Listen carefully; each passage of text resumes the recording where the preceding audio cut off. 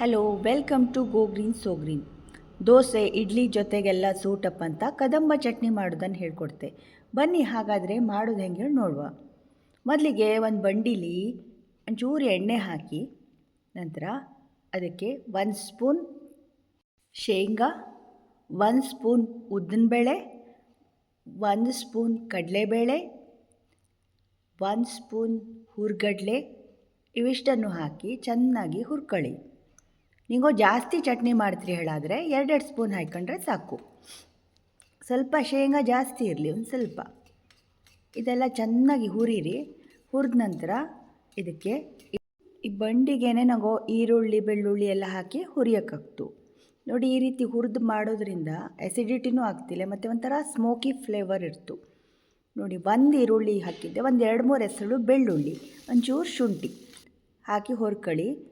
ಆಮೇಲೆ ಒಂದು 4-5 ಹಸಿಮೆಣಸಿನ್ಕಾಯಿ, ಖಾರ ನೋಡ್ಕೊಂಡು ಹಾಕೊಳ್ಳಿ. ನಾನಿಲ್ಲಿ ಒಂದು 2 ಒಣಮೆಣಸಿನ್ಕಾಯಿ ಹಾಕಿದ್ದೆ. ನಿಮಗೂ ಖಾರ ಹೆಚ್ಚಾಯ್ತು ಅಂದರೆ ಹಸಿಮೆಣಸಿನ್ಕಾಯಿ ಸ್ವಲ್ಪ ಕಡಿಮೆ ಮಾಡ್ಕೊಳ್ಳಿ. ಕರಿಬೇವಿನ ಸೊಪ್ಪು ಒಂದು 4 ಹಾಕಿ ಹುರ್ಕೊಳ್ಳಿ. ಲಾಸ್ಟಲ್ಲಿ 1 ಟೊಮೆಟೊ ಕಟ್ ಮಾಡಿ ಹಾಕಿ ಹುರಿದ್ರಾತು. 1 ಮುಷ್ಟಿಯಪ್ಪಷ್ಟು ಪುದೀನ ಸೊಪ್ಪು, 1 ಮುಷ್ಟಿ ಕೊತ್ತಂಬರಿ ಸೊಪ್ಪು, ಹಾಗೆ 1 ಮುಷ್ಟಿ ಕಾಯಿ ತುರಿ. ಇಷ್ಟನ್ನು ಗ್ಯಾಸ್ ಆಫ್ ಮಾಡ್ಕೊಂಡು ಜಸ್ಟ್ ಕೈ ಆಡಿದ್ರೆ ಸಾಕು. ಲಾಸ್ಟಲ್ಲಿ ಚೂರು ಹುಣಸೆಹಣ್ಣು, ಟೊಮೆಟೊ ಹಾಕೋದ್ರಿಂದ ಸ್ವಲ್ಪ ಹುಣಸೆಹಣ್ಣು ಹಾಕಿದ್ರೆ ಸಾಕಾಗ್ತು. ಇದು ಫುಲ್ ಆರಿದ ನಂತರ ಮಿಕ್ಸಿ ಜಾರಿಗೆ ಹಾಕಿ ಸ್ವಲ್ಪ ನೀರು ಹಾಕಿ ತರಿಯಾಗೇ ಬೀಸ್ಕೊಳ್ಳಿ. ಒಂದು ಸ್ವಲ್ಪ ಚಲೋ ಆಗ್ತು ಹಂಗೆ ಮಾಡಿದ್ರೆ. ನಾನೀಗ ಬೀಸ್ಕೊಂಡು ಬಂದೆ ನೋಡಿ, ಈ ರೀತಿ ಆಯಿತು. ಇದನ್ನು ಒಂದು ಪಾತ್ರೆಗೆ ಟ್ರಾನ್ಸ್ಫರ್ ಮಾಡಿ. ಈಗ ಒಂದು ಒಳ್ಳೆ ಒಗ್ಗರಣೆ ಕೊಡೋಕ್ಕಾಗ್ತು. ಈ ಚಟ್ನಿ ಸ್ವಲ್ಪ ದಪ್ಪನೇ ಇರಲಿ, ತುಂಬ ತೆಳ್ಳಗೆ ಮಾಡ್ಕೊಂಬೋದು ಬೇಡ. ಸ್ವಲ್ಪ ನೀರು ಹಾಕಿದ್ರೆ ಸಾಕು. ಈಗ ರುಚಿಗೆ ತಕ್ಕಷ್ಟು ಉಪ್ಪು ಹಾಕಿ, ಬೀಸಕ್ಕಾದ್ರೇ ಉಪ್ಪು ಹಾಕು ಅಡ್ಡಿಲೆ.